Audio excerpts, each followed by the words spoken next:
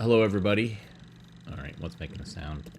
I'm Skip Elsheimer. Welcome to the AV Geeks Lunchtime Streaming Show, where we watch old 16 millimeter films and think about them and talk about them. I don't know.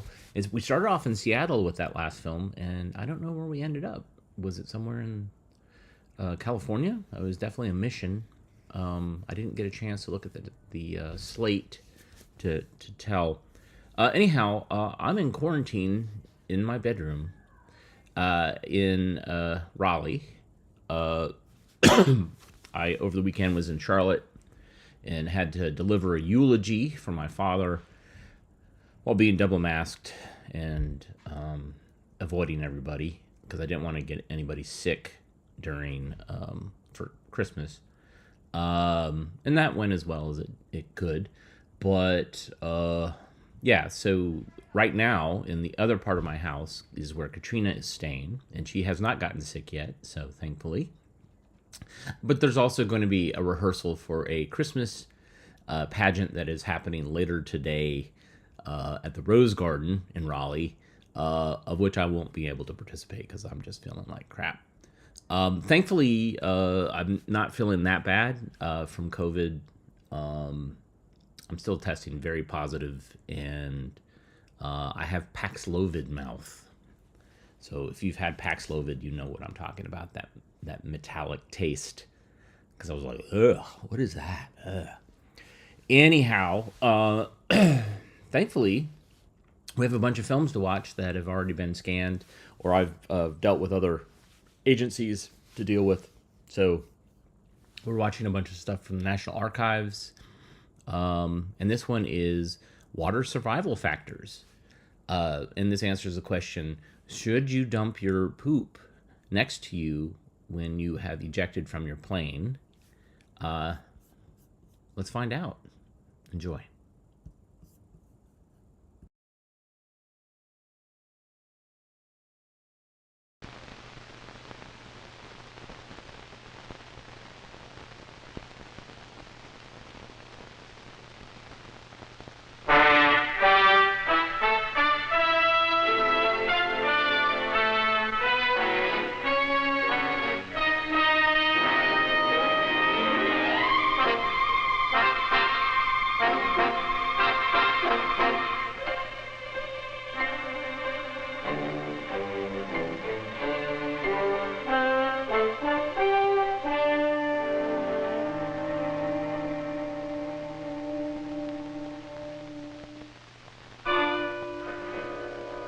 This shark and his relatives are long-established enemies of man. He is a wicked, unpredictable opponent. Marine hazards such as sharks definitely are to be expected in warm water and may be encountered in cool water.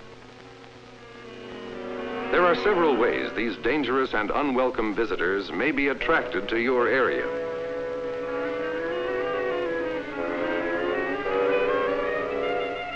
Blood in the water, any blood, human or otherwise, is extremely dangerous.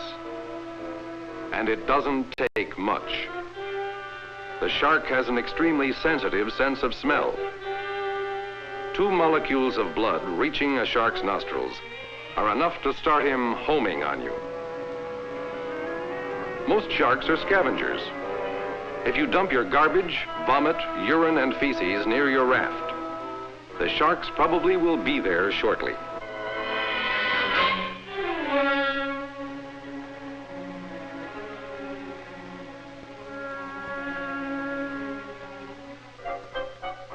Never put anything in the water if sharks are around. Even if no sharks are in the area, throw your waste materials as far from your raft as possible and in very small quantities.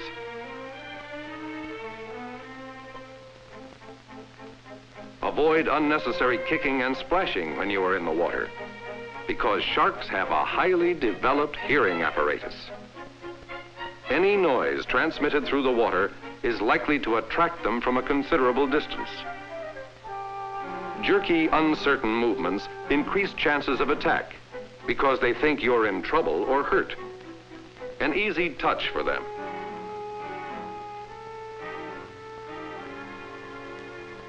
Sharks are attracted by contrasts of lights and darks in clothing colors and in human skin tones.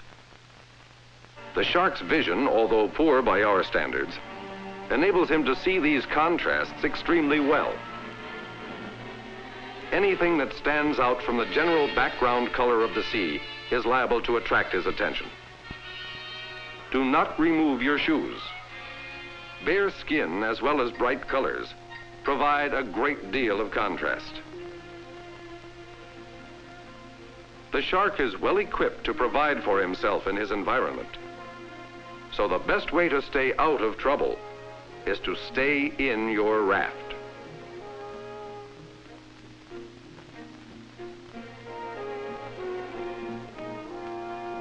When you are certain that sharks are in the area, use shark repellent and use it properly.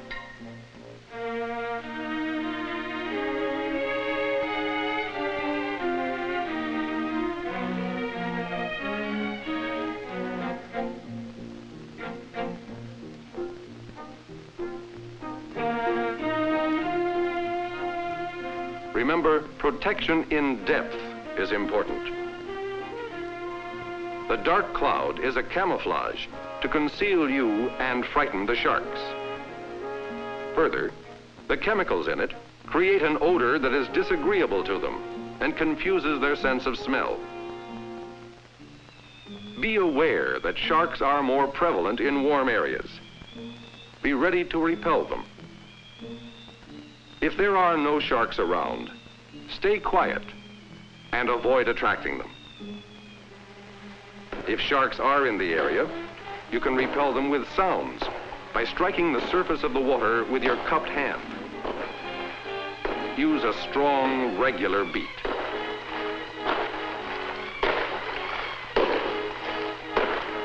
Or you can shout underwater.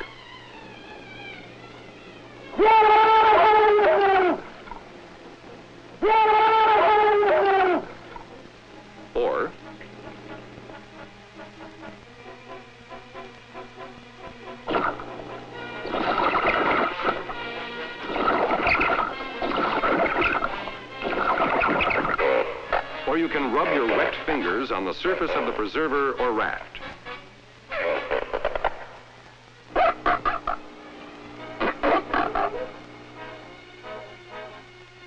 Sharks shy away from strange sights. Among the visual methods of preventing attacks are directing a stream of bubbles from your life preserver in his direction, tearing up paper into small pieces and scattering them all around the raft.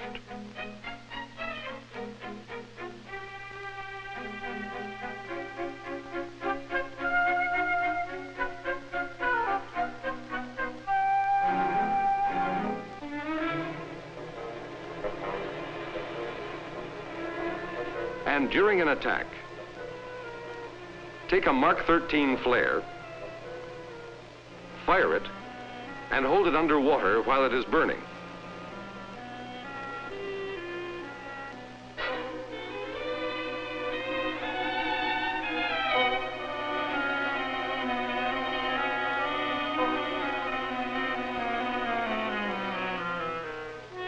On the physical side, if a shark threatens to attack you or damage the raft, discourage him by hitting him on the nose or jab him in the gills.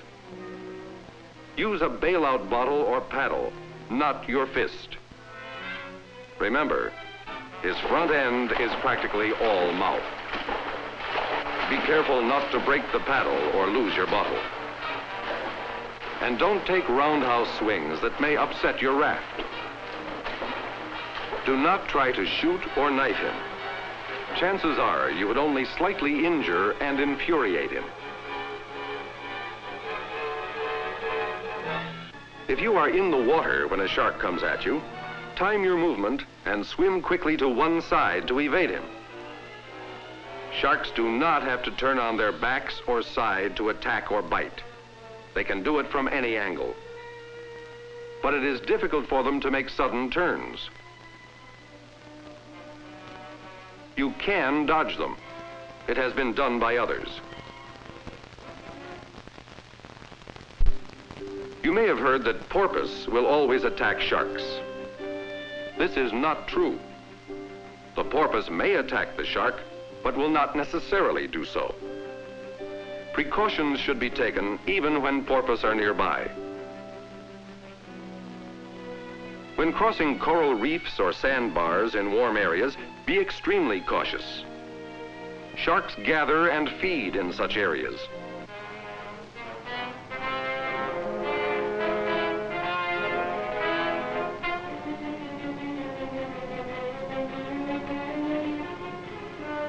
A group threatened by shark attack should bunch together and form a tight circle. If the sea is rough, tie yourselves together. Face outward so that you can see an approaching shark. Ward off an actual attack by kicking or stiff arming.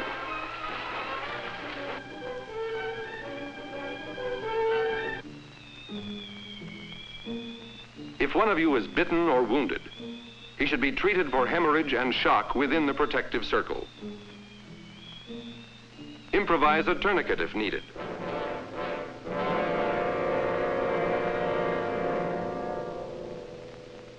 Remember, in an emergency, always keep calm. If you have to swim, swim with measured strokes.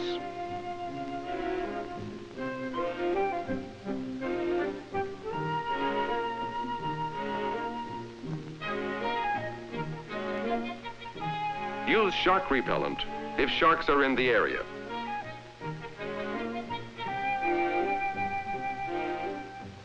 Be sure to envelop your entire body in the dye. Anything protruding from the dye is a target. Make sure to draw your feet up.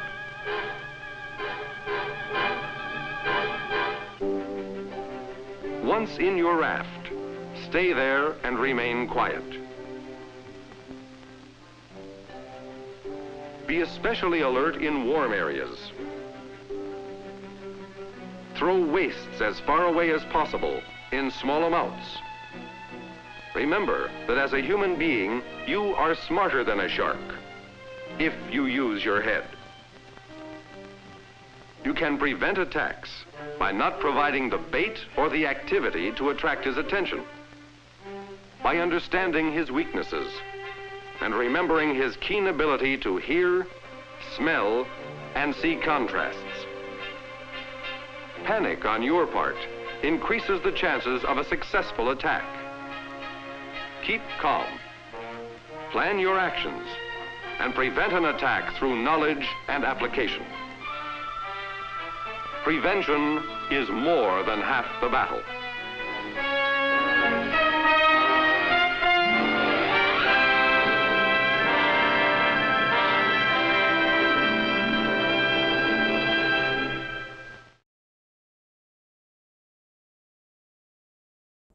That film was awesome. That was really something. I was not expecting it to be as good as it was. Thank you, National Archives, for digitizing that and keeping it for posterity's sake. And, hopefully we learned something today. And thank you for putting the Baby Shark song in my head. I think I had successfully gotten it out. And then it popped back in. That is because my brain is very susceptible because I have COVID. All right, this next film, we just had a forest fire. What should we do now? Let's find out. Enjoy.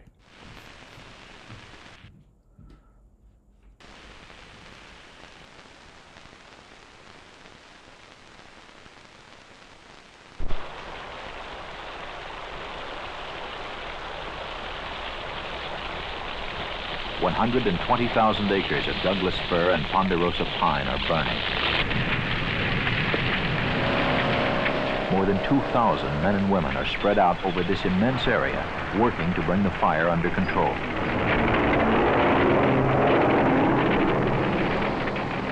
From overhead, specially equipped aircraft attack the fire line with thousands of gallons of flame retardant. The Forest Service protects and manages more than 187 million acres of national forests and grasslands. and wildfire strikes more than 13,000 times a year on the average.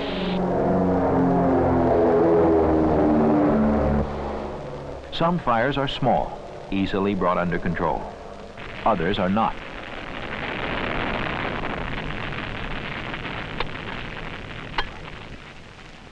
It can take weeks of massive effort before a large fire is totally out.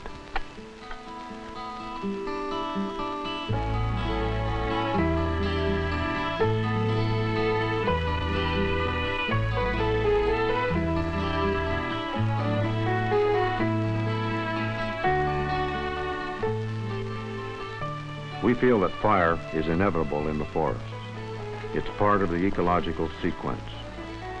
Even though the Forest Service has a very strong fire prevention program, there are still going to be fires caused by lightning, the carelessness of campers, and by malicious, deliberate burning. Sometimes the aftermath of a fire can be worse than the fire itself, particularly when critical watersheds are involved. For that reason, the Forest Service watershed management staff has the leading role in what follows. Paul Ledger, an environmental management specialist on this staff, is the man in charge of the emergency rehabilitation program. Even when the fire is out, the battle to restore the watershed has just begun. There's an ecological balance here that has to be restored.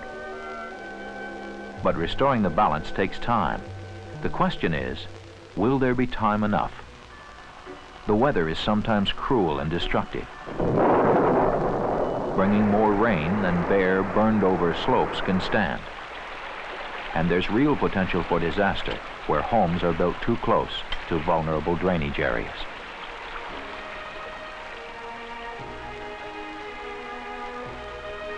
"300 acres of this watershed were burned in the fall of 1979. The following winter and spring brought more rainfall to this area than ever recorded in more than 200 years, and soils that had not been disturbed in thousands of years sloughed from the steep slopes and swept through surrounding waterways, overflowing the catchments, basins, and flood prevention measures that in normal times hold back the mud. The results were devastating.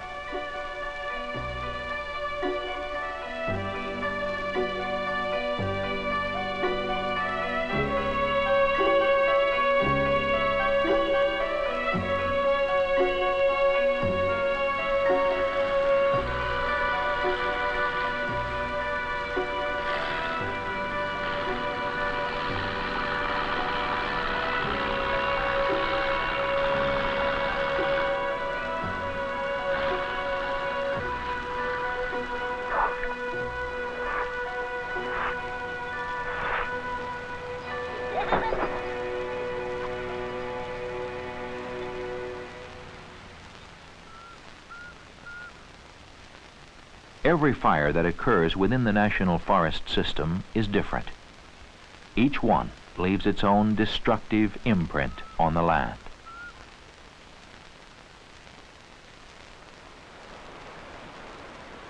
The fire that stripped these slopes burned to the banks of a creek, endangering the water supply for a town of more than 15,000 people. Until the slopes are once again covered with protective vegetation, they will be vulnerable to erosion every time it rains. You get this debris coming down the canyon. It could completely fill that diversion pond. The debris could even take the pond right out, intake, building, dam and all, depending upon the severity of the flood. In the Chelan country of central Washington, modest lakeside homes barely escaped a forest fire that came to their doorsteps. The fire ran uphill very rapidly, fanned by a wind behind it.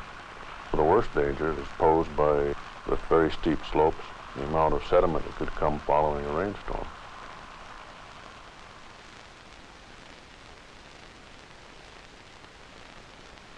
Six weeks earlier, these steep chaparral slopes just above the city of Los Angeles burned. Chet Cash, District Fire Management Officer, explains. Immediately after the fire was out, we started seeding the fire breaks and fire lines, and we plan to continue some reseeding. But how long does it take for the vegetation to come back? You start to receive a minimal measure of protection in 5 years, and it may take as long as 15 years for this chaparral to recover to the point that it's doing the protection job it was before the fire. The first few years following any fire are always critical. Even though nature alone can heal the scars and restore an area, there are times when natural revegetation cannot do the whole job fast enough. Since time is a critical factor and the element of risk can be very high, diversion channels and debris basins are sometimes built in anticipation of eventual flooding to provide some measure of protection for homes and communities that could be threatened. During normal rainy seasons, these measures can usually handle the mud and debris that washes down from above. But these basins must be cleaned out periodically to restore their usefulness. During a heavy rainy season, they may have to be cleaned out several times.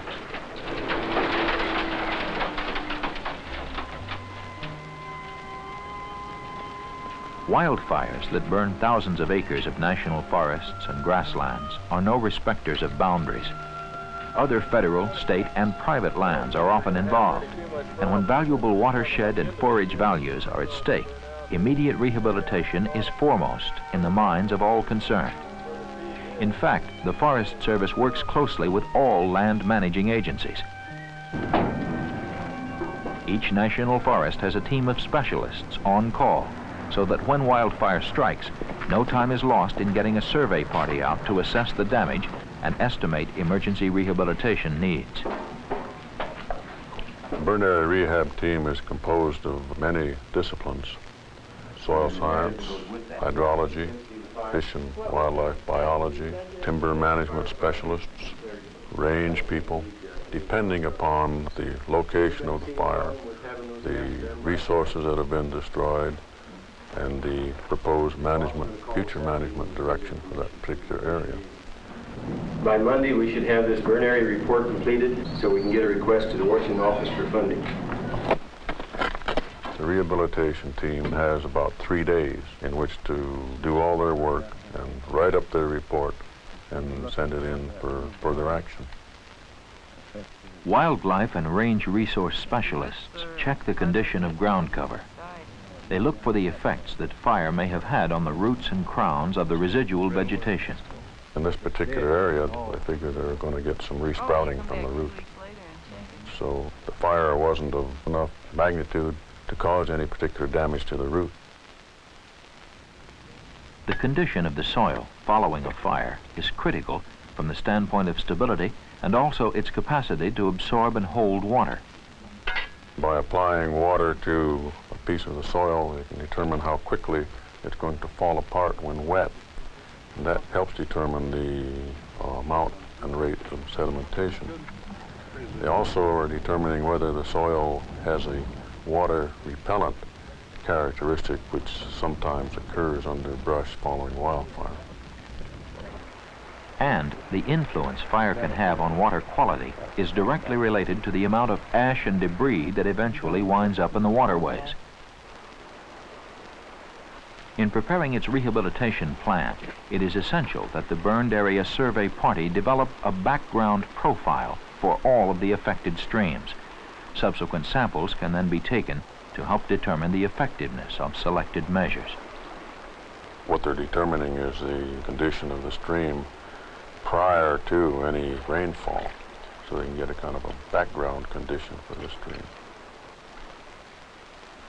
Forest Service policy is to have physical rehabilitation underway within 5 days after the fire is out. Once the survey team has prepared recommendations for the rehabilitation that will be needed, their report is sent to the regional office for approval and funding. If the prescribed rehabilitation will require more money than is available at the regional level, the report must be forwarded to the Washington office for final approval. Tuesday, we received notification that the Washington office had approved the allocation of special burn rehabilitation funds. Once funds have been approved, the rehabilitation work crews are given their specific assignments.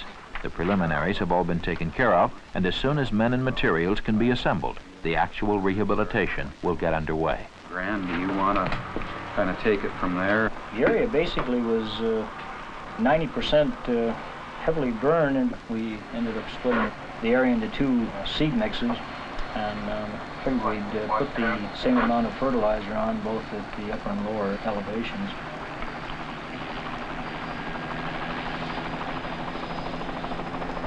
I think the main objective in any burn rehabilitation is to immediately get a protective vegetative cover on the ground.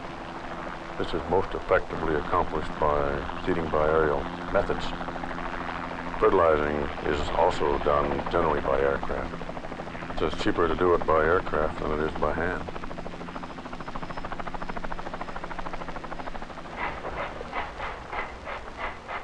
The other possibilities for reseeding are do some specialized seeding for specialized purpose, like for wildlife rehabilitation.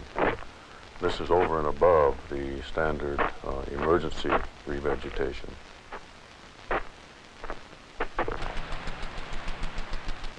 We sometimes do selected irrigation following reseeding.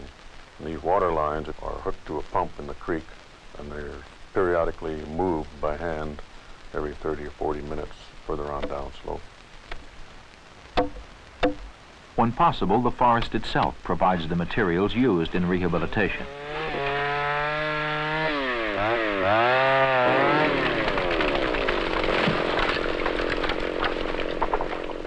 Damaged trees are used to terrace the bare slopes. A snag terrace is a log barrier set up on slope to stop material, stop sediment from running overland. And this sediment builds up behind these logs, creating a flat spot called a terrace. They have to be laid in on the slope on contour, dug in so that no water runs underneath them. Because if any water runs underneath them, well, you're going to lose everything you've gained. So they have to be done very carefully.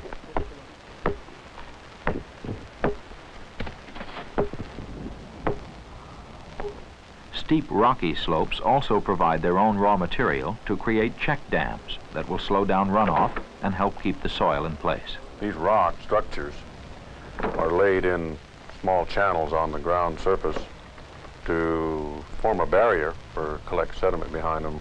They break up the erosion pattern, slow the waters that come through the channel.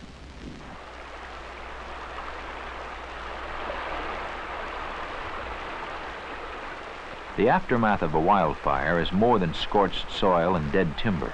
It is also clogged streams, blockages that seriously impede the flow of water and create both hazards and watershed control problems.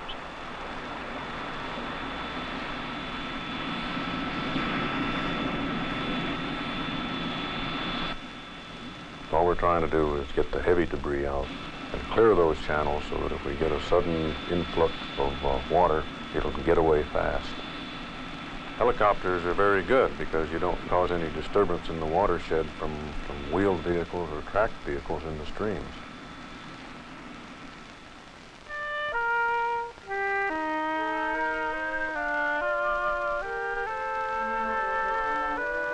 Following a fire, we have two forces actually going on in the rehabilitation effort. We have our measures that we install, like reseeding, the structural measures. But simultaneously with that, nature is trying to heal that area. And sometimes the first things we see are the natural sprouting of brush and ferns. And this is followed very closely by the sprouting of the vegetation that we sow by aircraft. Left to its own devices, the forest will recover in time. But there are many values that hang in the balance. Water quality, wildlife habitat, recreation, and a thriving and productive forest. So we cannot wait for nature alone to heal the scars of fire. It is through man's efforts, in concert with nature, that we can best restore damaged watersheds and protect homes and communities downstream. All too often, it is a race against the clock, with the pinched hope that the weather is going to hold.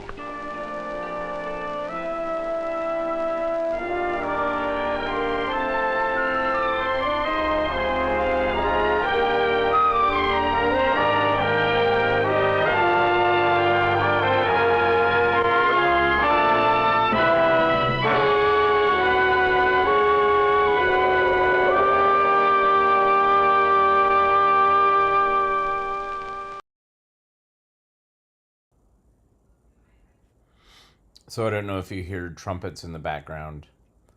I'm not having a fever dream. There are ladies playing trumpets, playing Christmas carols. They just stopped, but that's what's happening in my dining room, which is on the far end of the house. Excuse me. I am quarantined in my room with COVID. So there you go. That sounded like Peter Thomas a little bit. You hear it?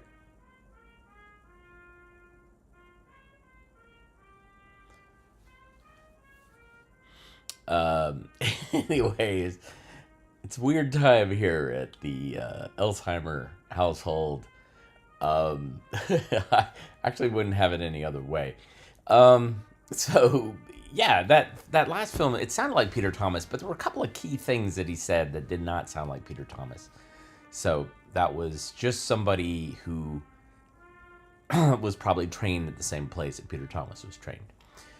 All right, got another film for you. This is The Petrified River. But is it about petrified wood? No, it's not. It's about uranium. Enjoy.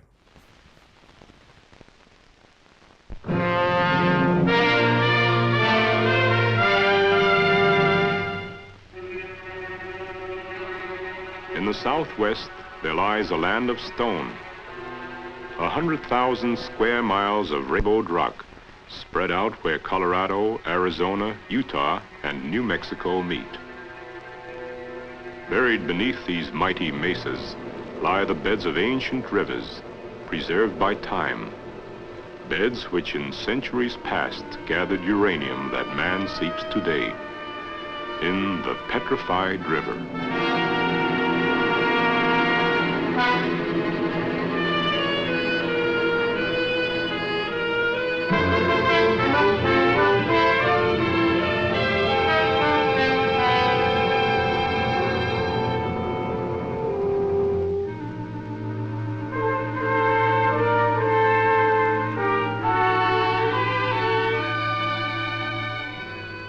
To find the Petrified River and its uranium, a man must understand its origin and go back 200 million years to a time long before the Colorado Plateau was formed.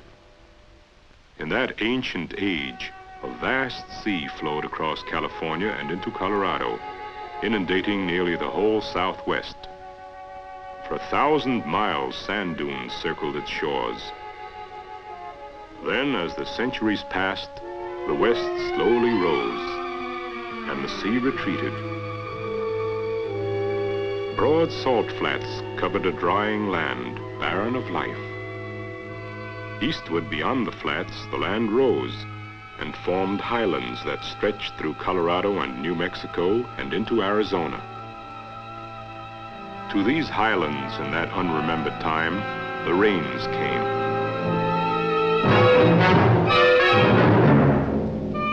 Year after year, the torrents poured down, and the descending waters carried silt and gravel to the flats below.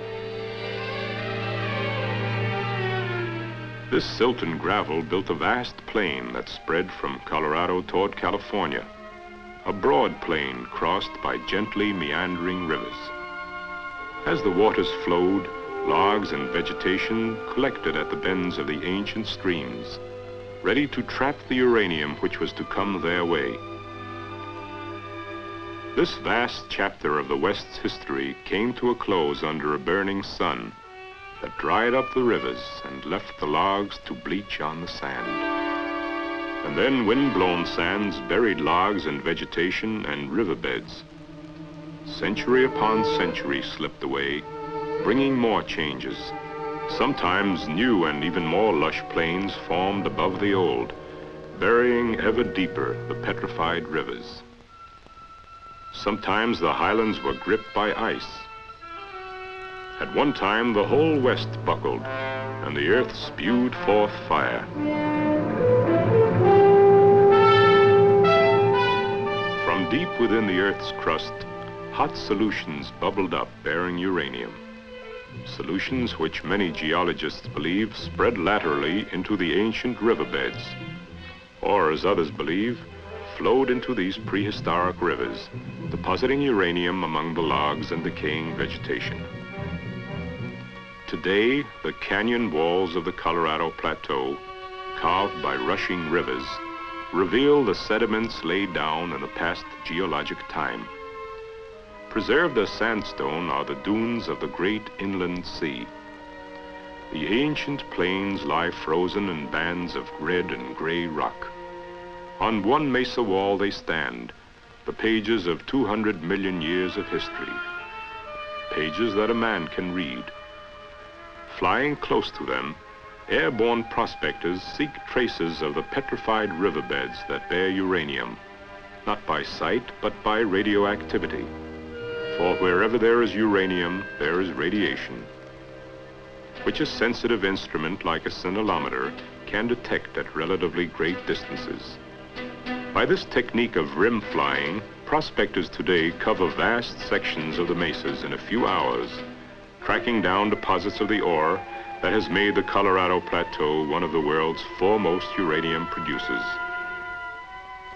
But equally important in developing America's uranium industry is the solitary prospector, who for years has been exploring this forbidding land on foot, groping his way along the sheer mesa walls as he seeks his fortune in a modern Klondike, whose prize is the black or canary yellow color of uranium-bearing rock. His constant companion is a Geiger counter, which detects uranium ore lying near the surface.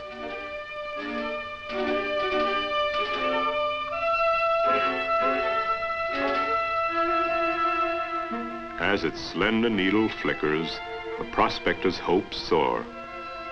But he is not alone in the hills today, for the trained geologists and mining engineers are also combing the mesas for uranium. If a strike seems promising, the land is surveyed and a claim is staked. A claim measures 600 by 1,500 feet, and its boundaries are marked by stakes, proclaiming the discoverer's rights to whatever minerals may lie secreted beneath the silent stone of the mesa. Survey markings are inscribed on the stakes, and the claim is filed in the office of the county agent. A notice is also written to indicate the owner and the identifying name of the claim, and posted on any convenient marker.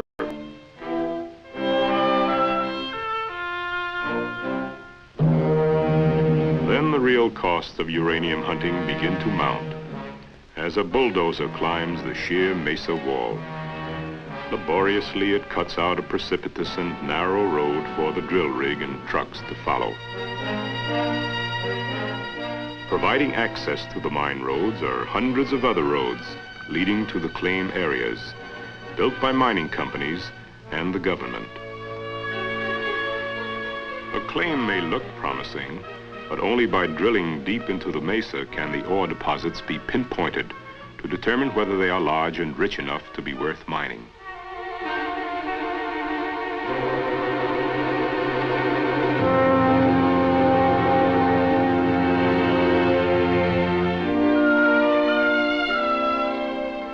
Unscrewing the drill's sharp bit, the drillers remove the cylinders of stone which the hollow shaft has cut out of the rock below.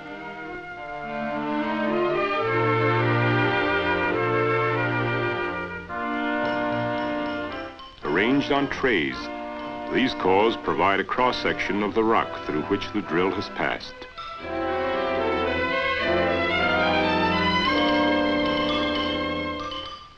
Examining the drill cores with a radiation counter, a geologist determines whether substantial amounts of uranium exist.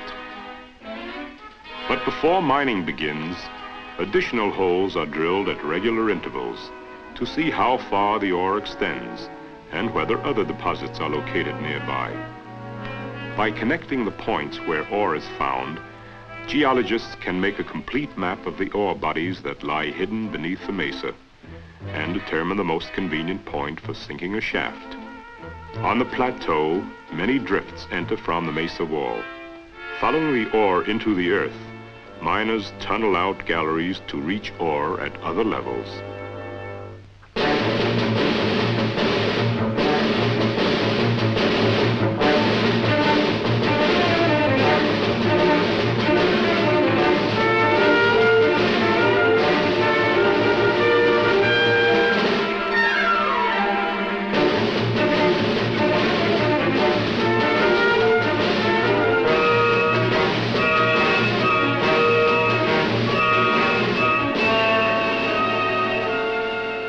Like explorers stepping onto a new continent, the miners watch intently as their drills bring to light the petrified image of a fertile plain that lived nearly 200 million years ago. For the rock has preserved for all time the ripples left in the sands by the meandering rivers of those ancient days as they flowed across the plains. Once the ore has been blasted loose, muck is loaded into the cars that will take it from the mine. Cars that are always on the move, carrying thousands of tons of ore a day from the man-made tunnels that honeycomb the plateau.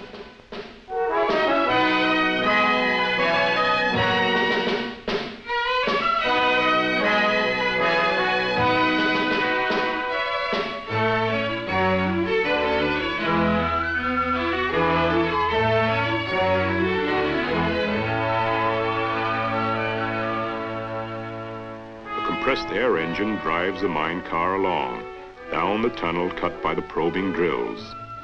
A meandering tunnel like the meandering rivers of long ago that brought the uranium now entombed in stone. Sometimes the flickering lights pick out traces of life along the river, imprints of ferns that lined its banks and creatures that lived in its waters. Sometimes they find the tracks of the dinosaurs that roamed the last and lushest of the plains.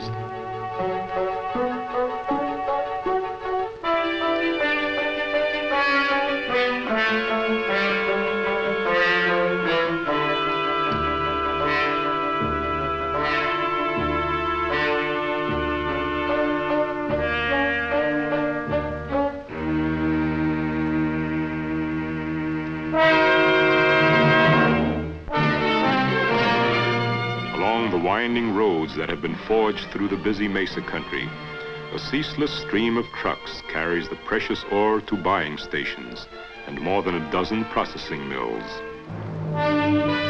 The mill at Uranium, Colorado, one of many, lies in the heart of one of the oldest and richest uranium mining sections on the plateau. After each load of ore is weighed, it is dumped into receiving bins. From there, it is carried to a series of crushers, for it must be broken to a fine size before processing begins. Such mills must process hundreds of tons daily, for each ton of ore yields but a few pounds of uranium.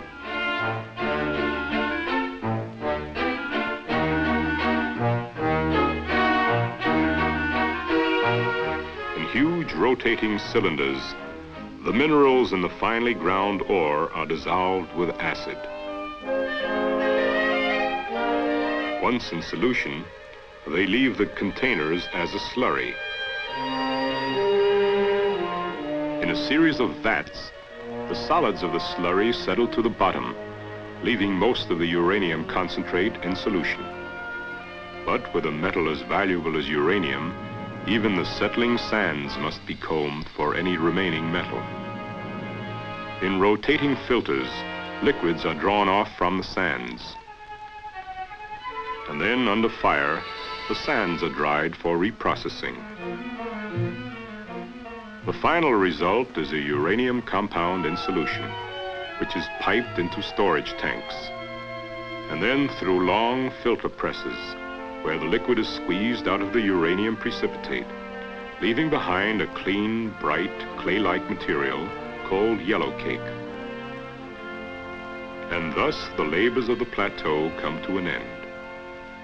Labors that began almost a decade ago when prospectors set out to comb the desolate mesa country.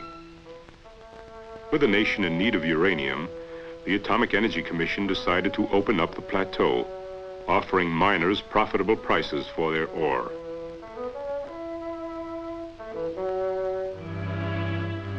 All over the plateau are the signs of men who staked their hopes on the uranium search. Other signs reveal the prospecting and exploration work of government agencies. From across the nation, thousands of people came to the plateau to hunt for uranium. Towns like Grand Junction, Colorado, and Moab, Utah, became boom towns, bristling with drill rigs and filled with strange faces.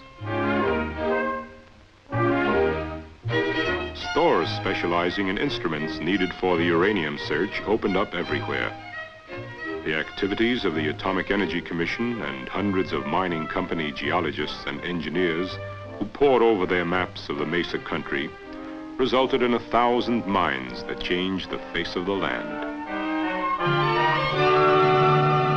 For uranium mining in the United States is a big business today, sometimes a huge earth-moving job for heavy equipment and sturdy trucks. A job continually expanding as new areas and new formations are discovered. Uranium mining is teamwork of private industry and government. In ore assaying, ore buying, the exchange of information, all the special services that keep the complex operation going. Tank cars and tank trucks travel ceaselessly with tons of supplies. Equipment of every description moves the ore, all contributing to an industry now valued at several hundred millions of dollars annually. And from all over the plateau, the fruits of these labors flow to ore buying stations and to the mills. This is an industry which did not exist a few short years ago. An industry that has brought to this area enterprising men, modern equipment, new mines and expanding mills. Mills that work day and night to extract from mountains of ore a substance precious beyond imagination.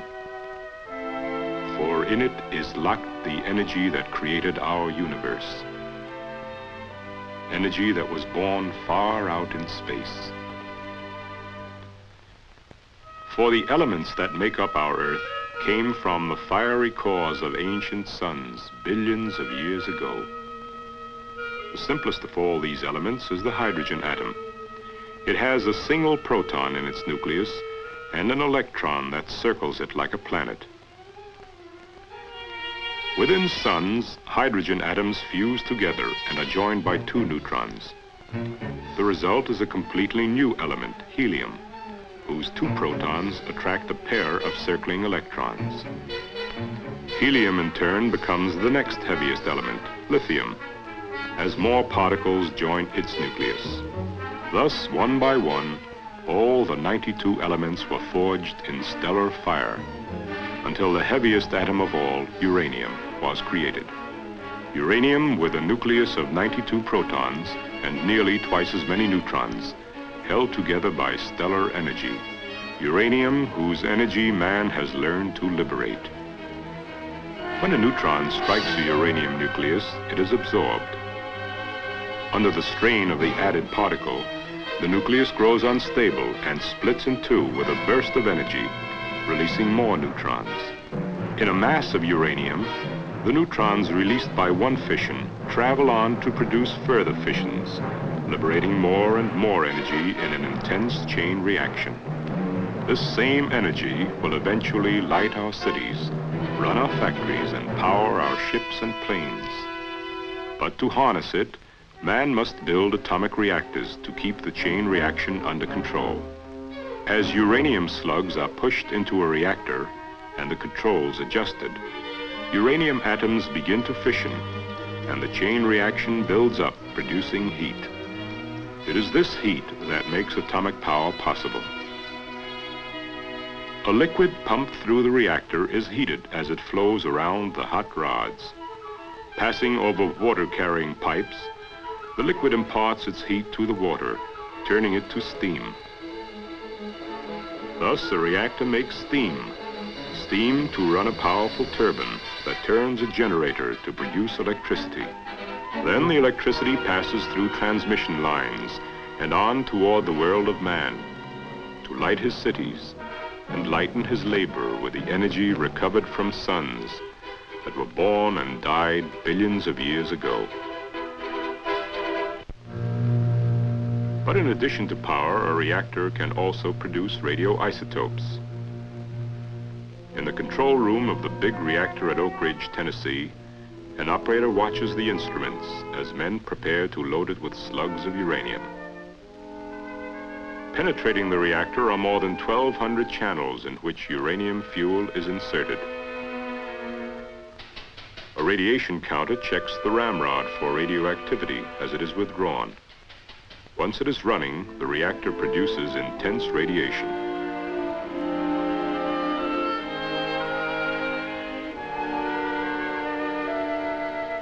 Materials inserted in the reactor become themselves radioactive.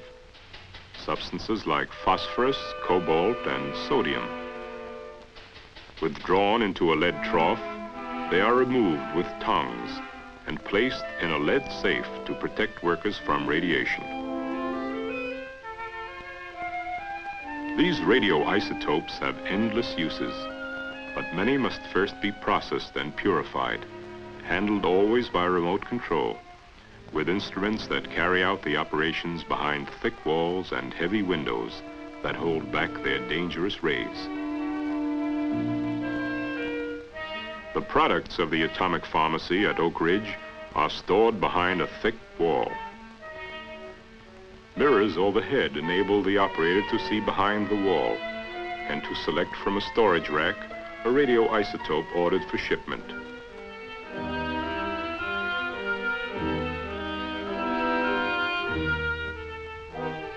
For as long as they are used, most radioisotopes will be handled thus, always behind heavy walls, always requiring elaborate manipulating equipment, never touched.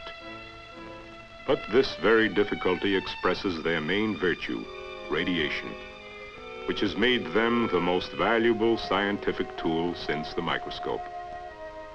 Injected in minute quantities into living things, their radiation reveals the paths they take as they course through the body. Thus, radioactive iron can be followed in blood cells, or radioactive phosphorus as it leaves the soil and enters a plant to nourish it. Radiation can also save life, and the rays from irradiated cobalt, cesium, and gold are used to destroy cancerous tissue. Industry saves over $100 million a year by using isotopes to measure products and control processes.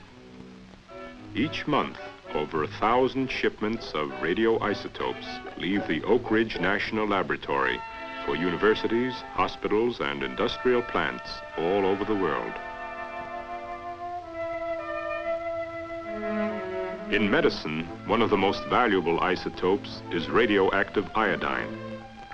Removed from the hospital storage cell, it will be used to prepare a dose of atomic medicine. The normal thyroid absorbs iodine and its radioactive form as well. Since an overactive thyroid will take up more iodine than a normal thyroid, radioactive iodine can swiftly and accurately diagnose the trouble. The atomic medicine is prepared by a remote control pipette.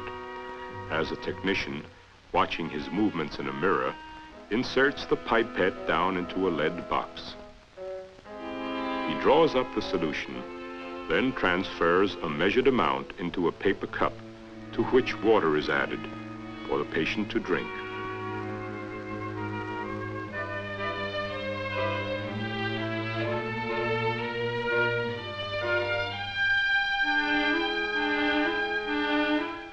Above the suspect gland, a radiation counter moves back and forth, detecting the iodine's radiation and recording the spots where it is concentrating. There is the diseased thyroid, whose effective diagnosis will lead to early treatment. The blinking of a warning light indicates another priceless isotope is at work, cobalt-60. Mounted inside a rocking cylinder, the cobalt's penetrating radiation bombards a tumor deep in the patient's body, often destroying the malignant cells with its rays, as dials record the dose administered. One vast new field of research is the preservation of food by radiation. Exposed to it, potatoes can be stored for years without sprouting. Because radiation destroys living cells, scientists are using it to kill the bacteria that spoil food. Dozens of samples are prepared each day.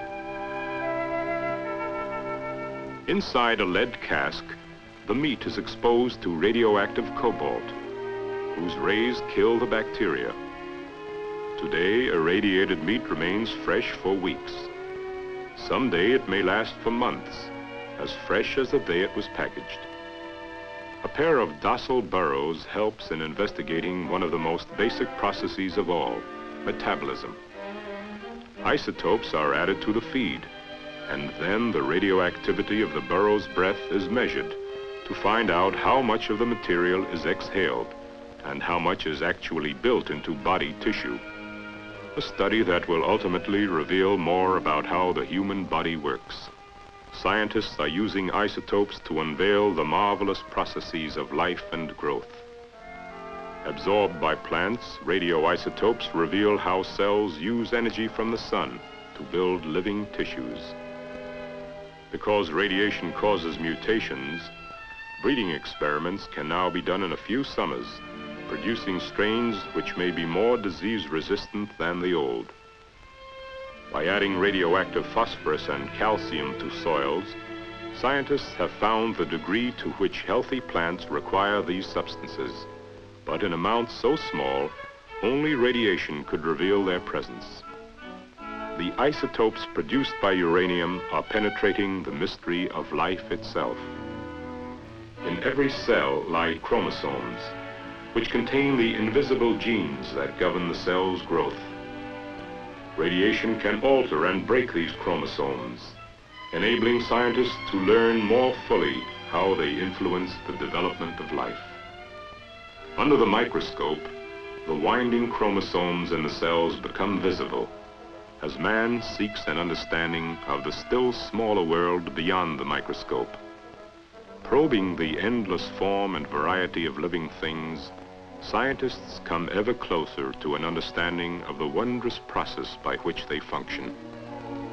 Following isotopes as they are digested and built into cells and move about the body, man has developed a whole new concept of what a dynamic and ever-changing and ceaselessly transformed thing a living organism is. Thus, the isotopes formed by uranium's sun-fused energy are now fulfilling atomic energy's greatest promise, an understanding of the nature of life itself. And thus, the suns of interstellar space, which on the first day of creation brought warmth and light and life into the world, also gave the world a means of understanding the work of that great day. For in building up the elements that make up the Earth, some of the life-giving solar energy was frozen in them. Implanted in the world from the beginning, atomic energy has at last been liberated for the use of man, that he might investigate and understand and wonder at the handiwork of God.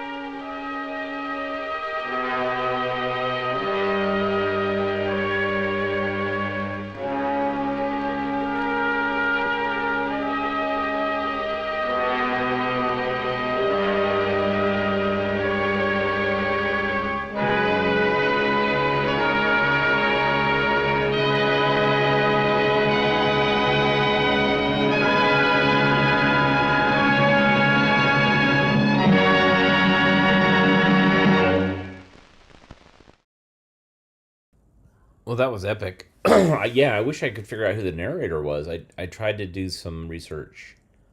I couldn't find anything offhand, but I don't think it's James Earl Jones. He would have been young for that film. I feel like that film came out in '55. And Paul Robinson, that's an interesting take, but I don't know. Well, thanks for joining me today. I feel better. I'm feeling better, but I still feel like I have a cold, which means I'm tired and sinusy and cough some, but I'm doing better every day.